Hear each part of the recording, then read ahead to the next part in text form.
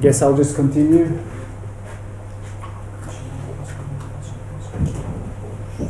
Right, so just before the break I started to mention some of the challenges we have that texels don't necessarily match up with pixels on the screen. So if this is your texture, it will have some pixels which are called texel, and then basically when you map this over to your screen it's not necessarily a good correspondence. You could of course try to make it that way in this sort of case, but that's a bit of a daunting task. Certain tasks would require it, but in general it's you do other things.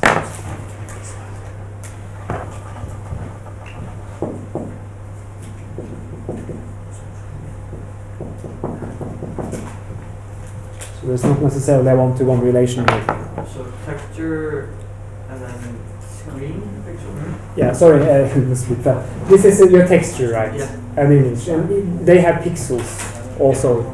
At least if it's not something you have made mathematically where you can just zoom in and zoom in. But if you take an image, it has pixels, and that's basically a texture element. They don't necessarily match the pixels output on the screen, right? So your fragment shader has to do certain things when it gets, for example, when one pixel is covering many pixels, it has to do something. But this texel may also be within one pixel. The whole texture may actually be within one pixel. So how do you deal with these different situations to make it look natural?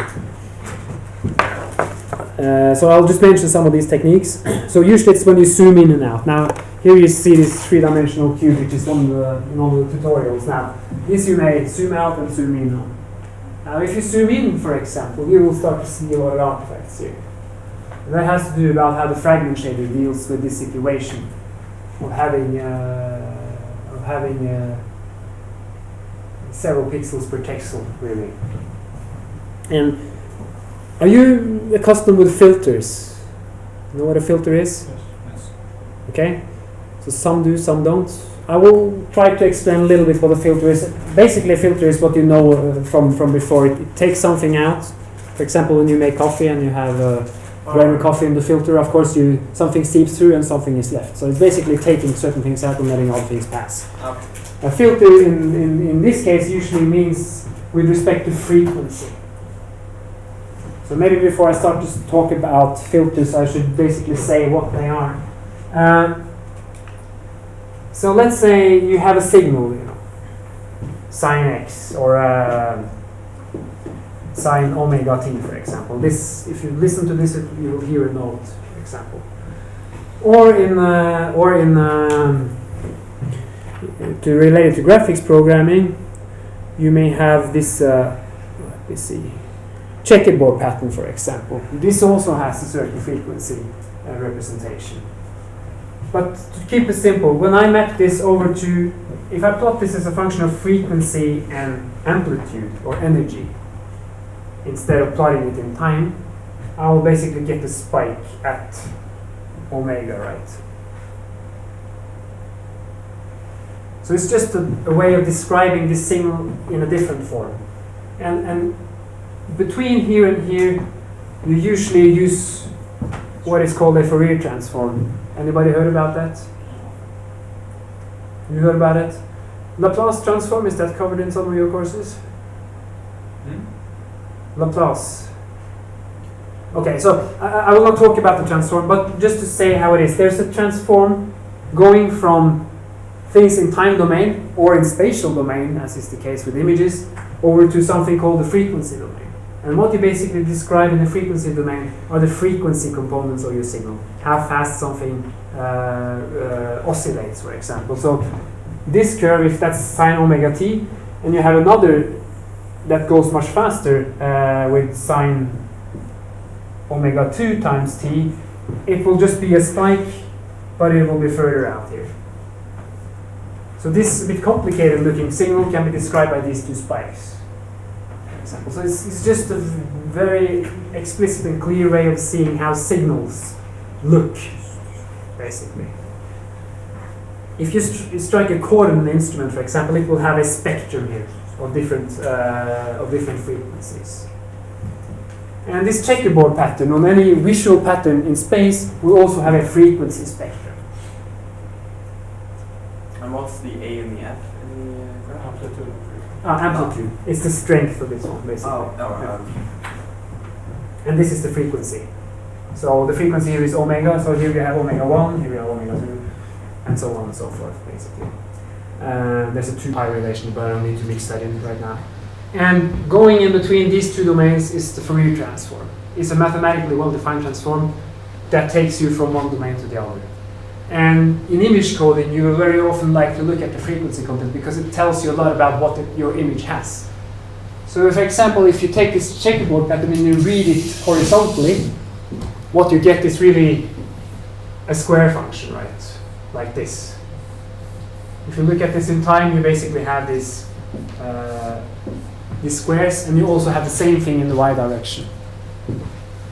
Now, all of these can be described by sinusoids, actually. This is a funny thing. If you haven't tried it, you could try to program this. You can take sinusoids with frequency 1, and then 3 times frequency 1, and 5 times frequency 1. So you add together one sinusoid like that, which is basically the period signal, and then you have one that is 3 times the frequency. So we have 3 periods during one, and then 5, and so on and so forth. If you sum all this together, you will actually see that how this add and cancel out will become a square pulse if you have many enough of these ones. That's the Fourier series of the... That's the Fourier series, exactly. So you have ways of describing these signals by just sinusoids. And that's basically, in a way, what the Fourier transform does. It's try to describe whatever signal you have, whether it's a square pulse like you see here in 2 directions, if it's a sinusoid itself, or any other complicated signal, it tries to decompose it into different sinusoids. And then it places these different spikes here in the frequency domain. Now, most signals consist of a whole myriad of these ones. So you don't usually have these spikes, but you have a continuous spectrum, as you call it. So you can have some signal that looks like, if for example, if you look at speech, the speech signal on the screen, you will see something really weird. But you can map it onto something really nice looking in frequency domain. So usually you have something that looks like this, for example, or it may be some spikes on top of it or whatever. But you can.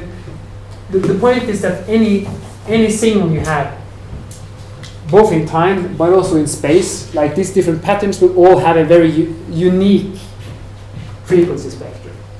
And you find that by taking this Fourier transform. Now, in computation, that's usually something called a discrete Fourier transform, or the fast Fourier transform is usually the way how you get from here to here using your computer, for example. So if you haven't tried that, you can play around with the Fourier transforms and look at how these signals would look in the frequency domain. But just to keep it simple, every signal, every pattern has a frequency representation, and it is plotted as a function of the energy or the amplitude and frequency like that. And let's say now, for sakes of simplicity, because exactly how this looks is a bit complicated, but let's say it looks like that. That's the frequency spectrum of this. And every time I take this one and I map it back, I get exactly this signal. So it's a way of seeing that what frequency content does my signal have, where does the energy lie, and so on and so forth. And when I take a filter, I basically mean saying I pick certain parts of this spectrum. So if I have, for example, something called a high pass filter, I will filter out the higher frequency part of my signal. If I take a low pass filter, I will just pass the lower frequency ranges and so on and so forth. I won't go into more details on this, but the point is where you put your filter, you will get different outputs. And what you usually want to do in graphics programming is to low pass filter at least when you move something at a distance, you would like to low. Yeah. What do you put in spots that gets filtered out? Do you not draw anything where it gets filtered out? Exactly. That doesn't appear. Okay. So for example, if this corresponds to this one in one of the direction, or let's say it just corresponds to this checkerboard pattern. If I put a low pass filter here, what you will see is that these edges start to blur. There will be a smoother transition. Because this very sharp transitions is actually a hallmark of high frequency content. Right, so when you have very sharp edges, you have a rapid change, which means it has high frequency components in it. Right? If I cut them off, I start to blur it out.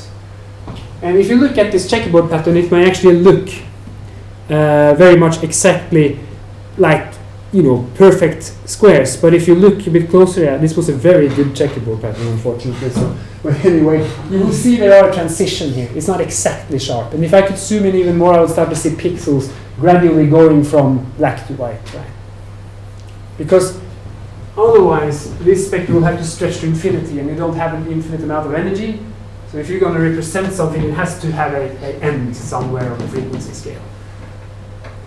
But the more I filter it, the more blurred these edges become in this particular case, for example. And this technique you could use to make your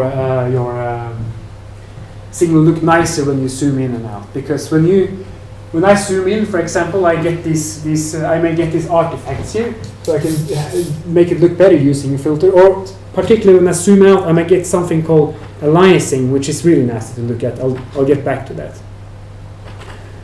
If you find this very difficult and abstract, don't worry, I'll try to explain, because you will hear about filter in this course, and you will just get to have a little idea about what it is when you filter something and what it means in this respect. But you have techniques dealing with this, where you just have to tell the fragment shader what you would like to do in the different cases. Okay. So here is one example where this can be used. You zoom in and you get these artifacts. Now you want them to look a bit more nice. You can make this look less ragged by using a filter like that. And I'll try to explain a bit better what it does. Okay, in OpenGL, they're called texture filters, for example, and you have many different options. So you have something called nearest neighbor, which is basically not a filter, strictly speaking, or you have GL linear, which is exactly the sort of filter I was talking about right now. And you need filters when you magnify your object, when you blow it up, and you will need filters when you minimize it. And you have many options. You have nearest neighbor. I will get into each and every one of those in the following slides. You have the nearest neighbor type. You have GL linear. You have GL nearest, map nearest, and so on and so forth. I will try to explain each what this is in the following slides. But what do you do when you want to apply one of this? Well, you have to tell the fragment shader what you want to do. So again, you set this GL text parameters, texture parameters. You of course link it to the target you have, which is it will always talk 2D texture. Then you, for example, say here, when I magnify my texture, I would like to use this type of filter. And when I minimize or shrink my object, I would like to use this sort of filter. Okay? So I'll try to explain what the different filters do. So in this particular case, you have used this nearest, GL nearest, and I think that's the default actually if you don't set it to anything. And basically what that is, if these colored squares are texels, that is pixels in your texture. And this little, can you see this little white square down to the right? Bottom right corner, yeah, that's basically a pixel. Now if you just choose this GL nearest, it basically colors the pixel based on the texels in it. And that's when you get these borders and this ragged looking structure, because it just chooses whatever it is in. You can make it look smoother by using the equivalent of this filter I show over here, which in this case is just making a weighted average of all the surrounding pixels. So that's a low pass filter. Yes, exactly. So, and then you take whatever you have in the vertical direction, and the further away it is from one color, it's weighted less. So here, for example, red will be weighted the most, because you're lying within it. But you also weight in this dark red here, you also weight in this, no, this brown is not weighted in at all, in fact, in this particular case, and you weight in the black, right, because it's close in the horizontal one. And then you get something that is better. It's a bit more of a smooth transition. So in some cases, it may not, it may be a bit difficult to decide what is best or not. So it really sort of depends on the application as this showing. But most will maybe think that this is a bit nicer to look at than this ragged structure. And particularly if you would apply this linear one to this case, you would get a more smooth and nice looking, border on this particular case. So usually using this GeoLinear is a good idea, but it doesn't always work out the best way for you. But that doesn't depend. Like if you have a color range which is really kind of similar, and you do the linear thing, so it's like the whole thing becomes very mushed. But if you did like mirrors, wouldn't that become more contrast? Like you can distinguish each color. Yeah. It has to do about the difference between, for example, between black and white. This is more important than if you have just shades of gray, for example. Yeah. So yeah, that's an important point. So GL nearest, is that also a filter? In a sense, you say it's a filter because, well, actually it's just the nearest neighboring sort of way of picking. Strictly speaking, it's not a filter because you basically just take out what you have there. So you basically don't do anything. So actually, this linear here is a filter, more or less.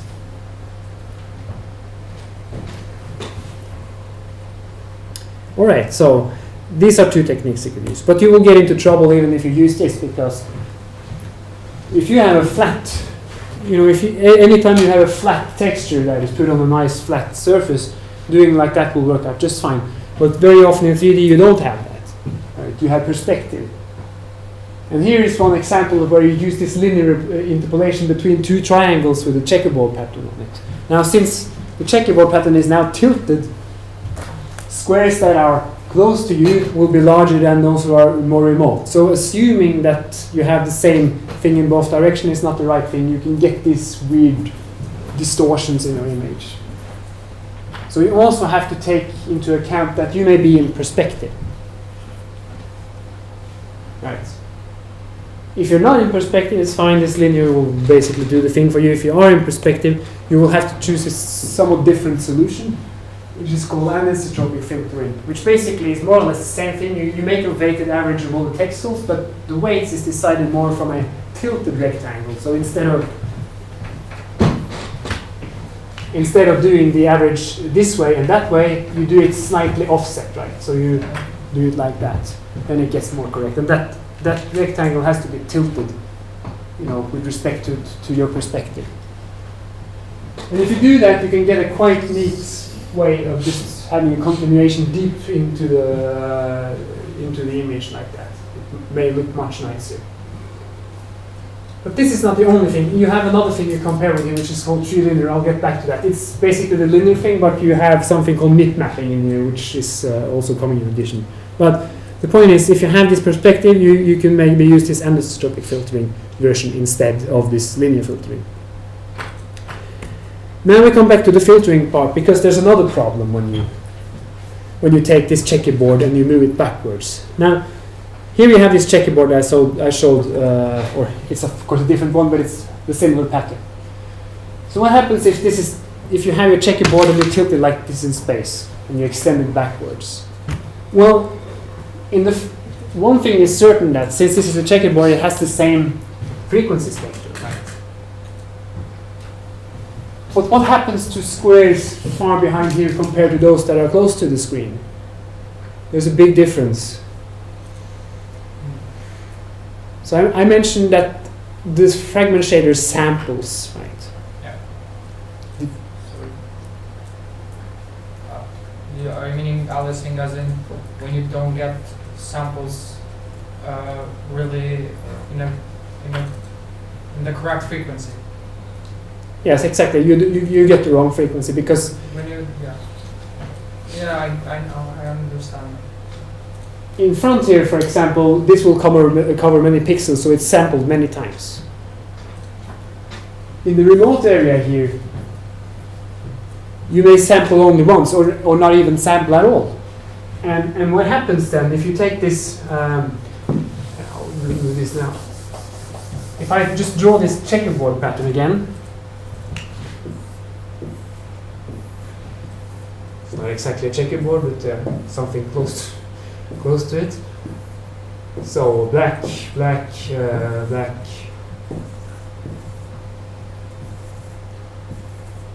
Like that. So these should be black ones. Now if I put this in a remote enough distance and I sample just a few times, I might sample there, there, there, there, there, there. And what I get out is just a white big block. If I go even more remotely, I may sample the black ones and I get a black block. And it doesn't really correspond to what you see. And then you get this sort of weird distortions behind here. And seeing it from the frequency domain, what really happens is the following. If just draw it again. Let's say now, just for simplicity, that this is my frequency spectrum representing that. It wouldn't look like that, but just for now, let's say it. Now, this is my original image. When I sample an image, what happens in the frequency domain is exactly you repeat your spectrum. And you repeat your spectrum with the sampling frequency you use. So now, when I sample, I, of course, get what I had originally, but I get replicas, right? So I get a same one over here, centered around my sampling frequency, the number of samples I take per second, or the number of samples I take per spatial dimension, so on and so forth. They will just repeat again and again and again. So let's say 0 is here. Now what happens if this is too low? They overlap. Exactly, so you shift it downwards, and you will start to distort your frequency spectrum. Which is basically the same as saying that you are getting something else here than what you have. And it's really, you don't have any control of what you get. You can get any weird thing depending on how deep you are in this image, for example. So this is called aliasing. And what I just shown here is called the Shannon-Nyquist theorem. It's always connected. When you hear about anti-aliasing, you have something called the Shannon-Nyquist theorem. And basically tells you this thing. How fast do you have to sample, or how often do you have to sample in space to avoid aliasing? And that you can see from this. Equal or bigger to twice the frequency. Exactly, because, yeah. So if this is the highest frequency of your signal, F high, then this one should be at least 2 times FH, because then I have moved this replica of the spectrum completely outside the original, right?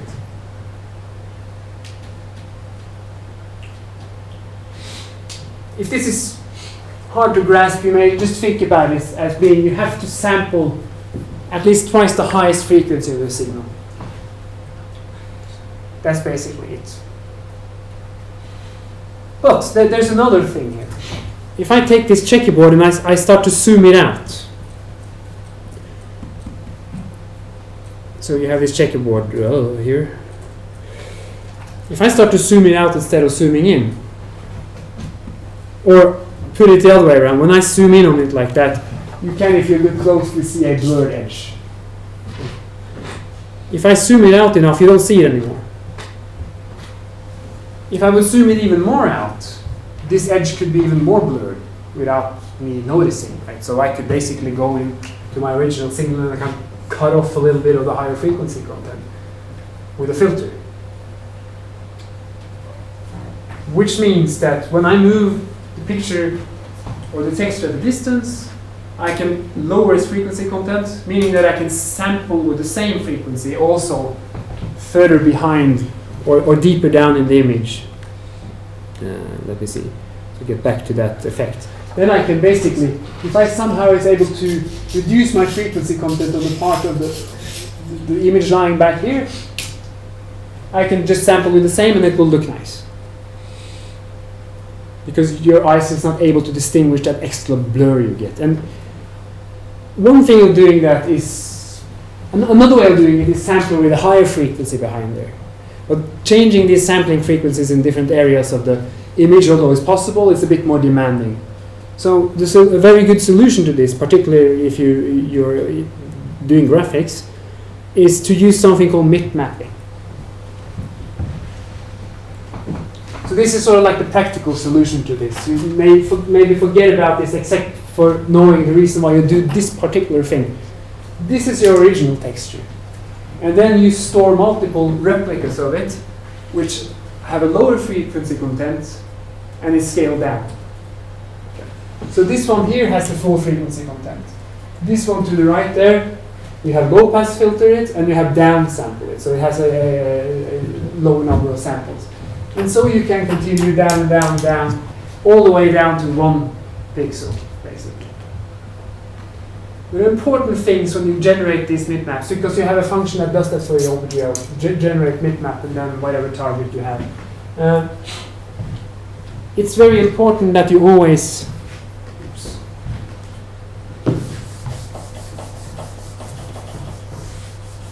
have them in powers of 2. So let's say the biggest one is 2 to the power of 8, equal to 256 in both dimensions. So you have a 256 times 256 pixel image. Then the next one is half the size in each dimension, which is 128 times 128.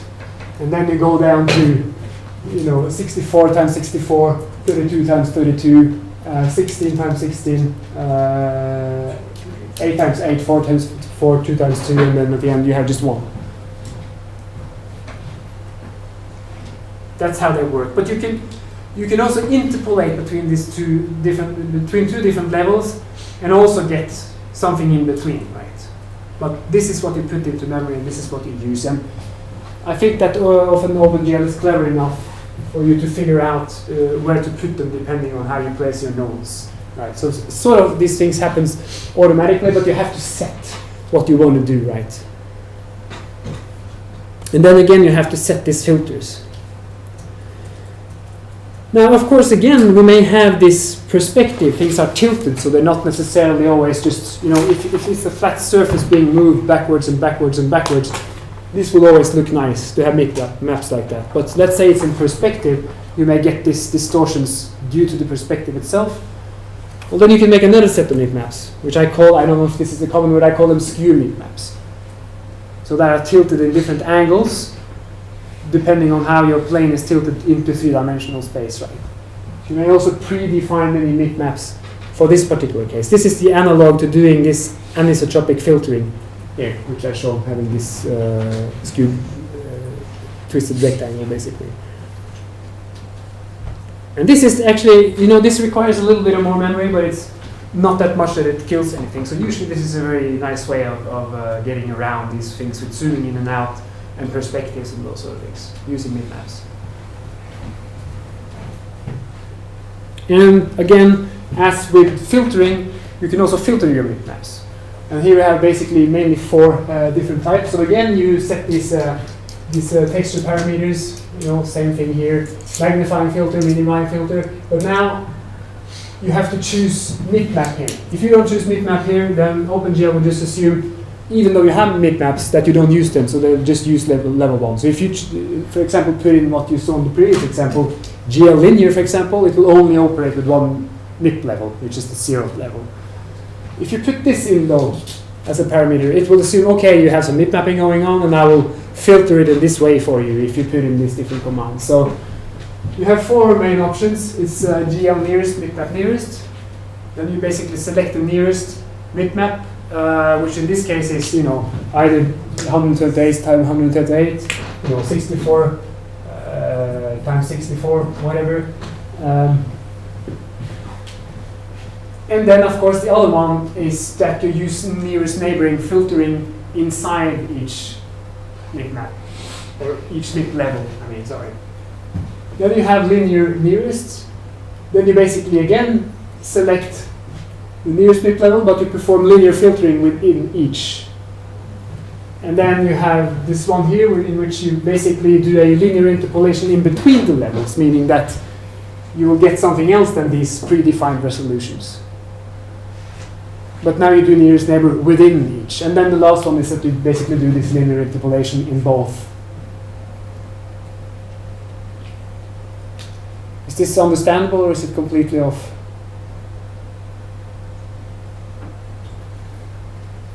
I think that Yes. s- A little bit. hmm? It's a little bit like too much maybe.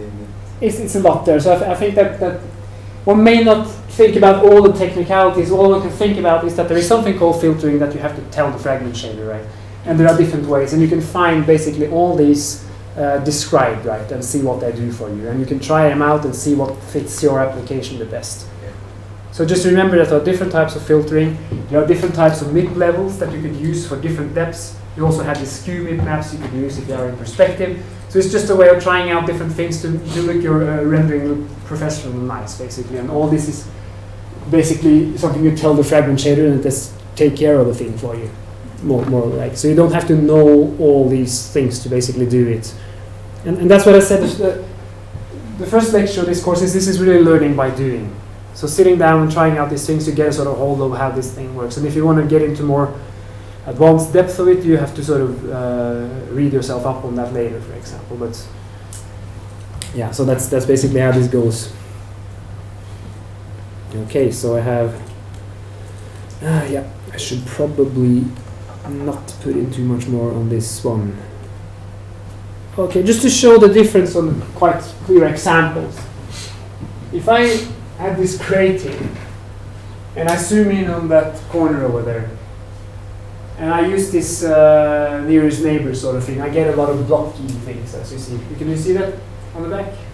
There's block cut effects here on the corner. And you see aliasing effects behind there. When I use linear filter, I get a more smooth and nice looking thing in this particular case, but you still have the aliasing. Now, if I also use mipmap, I get rid of the aliasing behind there because of this smaller images with lower frequency content, basically. You put this together right, you get nice looking things when you zoom in and out. That's more or less the message with this, all this abstract filtering business. You also have different ways of performing the sampling.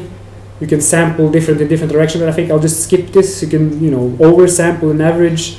These are all different techniques, but I think for most cases we will use mip mapping, at least in the beginning. Yeah. I'm sorry. So, for example, in a game, when you're playing a game, and there's like always an option to turn on anti-aliasing. Yeah. So that basically just takes more samples, right? Because You turn off anti-aliasing. Then you get that effect. yeah, but it requires more power to have it on. Yes, of course, because you basically, I think you're mip mapping them, Yeah, or maybe you're also you could be sampling at a higher rate yeah. and averaging. There are many There's things. usually another option for mip mapping. You can decide how many levels of mip mapping you want. Yes. Yeah. So here you have 8 levels. You could also go up to 512. Because usually when you turn it on, anti-aliasing, for example, in a video game, Yeah. it like smooths the pixels, Yeah. so you don't really see like a square man or something. It looks more rounded. Yeah. Or sharp. Yes. So I guess it just takes more samples. It does. Well, if you turn off the anti-aliasing, you will have. Well, it depends. Sometimes anti-aliasing can mean that you are sampling at a higher rate. Okay. Like this thing shows, you sample much higher rate, and then you average at the end. That's one way of dealing with it. We also have this anisotropic sampling where you sample differently at different depths, or you have the mip mapping, which is to deal with it. I think that generally with mip mapping, you don't increase the number of samples. That makes your application run faster, I think. Sampling more is more demanding, so. But all of this works, but I think mip mapping is used quite often just because you don't have to increase your sampling rate. Basically, you're just sampling at the same thing, it works out because you cut off more and more. At least I think so. Although I'm not completely sure, but I think that's yeah, it has to be that. Otherwise, you would get. But you would probably observe aliasing effects if you turn it off, right? So when you move usually it's off, because when it's off, I can have higher frame rates. When anti-aliasing is yes. off, I have higher frame rates. When I turn it on, the graphics look better. Yes, but but yeah, it's slower. it's Yeah. slower. So that's probably, but when you have things moving very fast, these anti-aliasing techniques Yeah. can be a killer, right? Yeah. But every time you turn them off, you have to live with the aliasing, right? But I think maybe mid mapping is not that demanding. But this oversampling is usually making things slow. And I don't know what this engine implements, but yeah. Yeah, I think you answered. But my question was, so that mid-map, Yeah. requires more memory, but does it Yes. reduce or increase the performance? Does it reduce the It makes your, I mean, you will, it's not so computationally intensive because you already have them pre-stored, right? It depends, of course, on the number of levels, but the point about them is avoiding these nasty effects behind there, make it look more natural. But things from afar, when you draw them, you draw a smaller image. Does Yes. that increase the performance if you have it mid-map? Yeah, it does, because well, what do you mean by it increases the performance in how it looks, but it may slow down maybe how fast you can render because you will have to do more operations. Okay. So if you place this here, you see you have no anti-aliasing at all. You're basically just doing linear filtering, but behind here, this texture is sampled with too few samples to reconstruct it, so you get aliasing effects, right? But this one you could probably move faster around without your computer getting going into inert. Here you have this mid mapping, for example, so you place images more remote of this texture. That is a scaled down and filtered version of your original, right? Yeah, but you are remembering. You might be remembering more images, but you are drawing a smaller image, aren't you? Yes. So shouldn't that make it faster, even if you have to remember? Yes, no, I don't. Faster, I don't dare to say it does, because you will have to do several more You're operations. still drawing more. Yeah. images. So it will at least appear better. As I understand mid mapping, if you don't have very many mid map levels, it is not very demanding resource-wise, except that it requires a little bit more memory. That's why it's often used. These other sampling techniques are usually more demanding, so that's why they're usually not cared for unless you have something very slow moving. So I don't dare to say performance better in the sense of faster. I think the fastest computation you can do is just to use this nearest neighbor thing. You just have your texel and your output. So you have your texture element here, and if the pixel is inside, you basically output that one. I think it's the fastest you can do, probably. But then you will have to live with the aliasing. So you will go down some in performance, I'm sure, but it doesn't need to be critical. Depends on how fast the things are moving on the screen. Does going from like nearest to linear to the map, like the speed, does it really, like going from like nearest to linear doesn't really affect, but like going from linear to map, linear map nearest, does that jump or that change have a bigger effect or bigger change on speed than go from nearest Yes. to linear? Linear is more. If you use linear in both, it's the slowest thing, because you have to compete. You have to compute the weighted average alone. Right? If you just select the nearest, that's basically the fastest thing you can do. But you will have to live with certain ragged effects, right? But you can also have mid maps and select nearest, right? Which is the fastest way of doing mid mapping. The most nice looking way of doing mid mapping is having this linear, but it's slower. And you may also use these skewed ones, which is probably even slower. But I think the fastest one, if you want to do mid mapping and do it in the fastest way, you basically, I think you set the uppermost thing there, so on nearest. And you basically select the pixel level that is closest to what you have, and then you just basically put them together, nearest neighbor-wise, no sort of filtering within them any kind. Just from texel to the pixel within the texel is basically that value the pixel will get, or all the way around. It's just whatever is there. Okay, so I think that I will not. Yeah, just to mention it, and it's no point in talking about, but it's not just color that you could see as a texture. You could also have different other, like normal mapping, which is basically wrapping a normal vector field around your object, so that when you shine light on it, it will look like it has a rugged surface when it doesn't. I won't talk about that now because we need to talk about lighting before any of this makes sense. So I think it's enough for today anyway. But you could use this texture doesn't not necessarily need to be color. It can be other things. So I mentioned some examples here on these slides where you can see, for example, this surface is basically just have you wrapped the normal vectors, a normal vector field onto this, and when you shine light on it, it looks unsmooth basically. So I think that you can also create another thing. You can use your frame buffer as a texture, right, at any given time, which basically means you input whatever you have in your frame. That can do some interesting things for you if you want to try that out. And you have 3D textures, reading material. Okay, so just before I round off, I can just show, Lab 4 will basically be about what you've seen, and it also relates back to your question. So what we will have, Carl has updated this one now a little bit, so it's a bit more step-by-step task. So he included this soothing cat that he calls it, and this is basically the texture. And the first task for you is basically to put this one into a quad on the screen, which is basically a rectangle, and make it rotate a little bit. So if you do that right, you should get something. Let's see if we get the right one. You should get something like this, yeah, tilting a bit back and forth. And if you do it right, it should make a sound as well. Anyway, now this is just taking the texture and lifting it up to a quad. So here we have 4 nodes, and it's quite easy because you just connect the edges to the picture to whatever. The point of this lab is to set up all these things so you get that one up there and make it wiggle a little bit. But now the nodes are all set to white color. So you asked about what happens in the other case.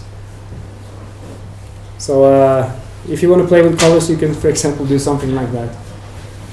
You can also color it in different ways and use them together. I mean, it's many options to what you can do. And once that is done, you're basically going to take this sprite sheet here, this character in different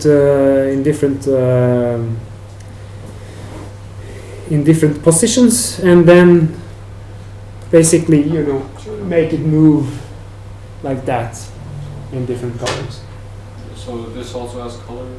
Yes, this has been colored, as you see. So basically you just are projecting different textures on the model. Yep. More or less. So you use the basics.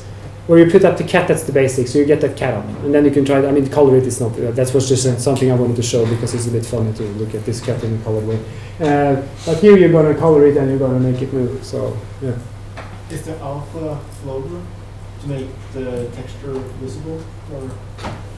In this case. Okay. Yeah. In this case. I'm not really sure what it's set to there, but yeah, you could use the alpha as what is called blending. It's a way of making things fit better. You could also use that one to do things with edges and so on and so forth. But yeah, I'm not completely sure, but we'll see. Because I think in the lab 3 you set this alpha to something, so you may not. But here I wonder if it's just image by image. I'm not sure.